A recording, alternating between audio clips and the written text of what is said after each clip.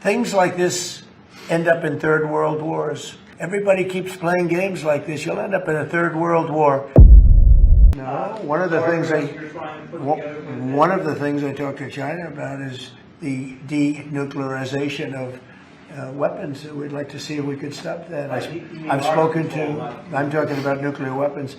I've spoken to China about that. I've spoken to Russia about that. And I think it would be something that we would want to do, and they would like to do, and I think Russia would like to do. They've said they won't join you to start or a follow-on. Well, that's what they've told you, but what they tell you is different than what they tell you. And I'm just praying, Mr. President, just briefly, you made a commitment to the Europeans back in July, if I remember right, to participate in some kind of a peacekeeping force should there be a peace agreement. You mentioned, I think, air support, intelligence, and so forth. Does that commitment still stand? Is the U.S. ready to go contribute to It's called the security agreement, basically, that they call it, the security agreement. Yeah, we would help. We would help with security because it's, I think, a necessary factor in getting it done. I thought that we were very close with Russia to having a deal. I thought we were very close with Ukraine to having a deal. In fact, other than President Zelensky, people loved the concept of the deal. We threw something out. This is the four-part deal. Well, there's 4 or 5 different parts. It's, a little bit complicated because you're cutting up land in a certain way. It's not the easiest thing. It's sort of like a complex real estate deal times 1,000, right?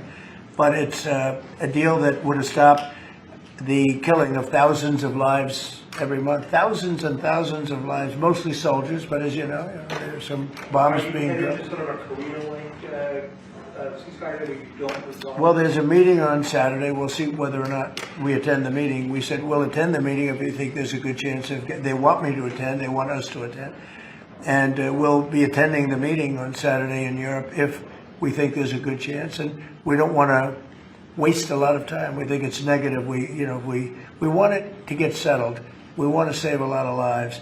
As you know, in the past we spent. Could be $350 billion, giving it to Ukraine. We got nothing in return, but we gave it to Ukraine. I ended up getting rare earth in return, even though I didn't spend money. And we are now selling weapons to NATO. We're not selling it to Ukraine. We're selling weapons at full price to NATO, as you know.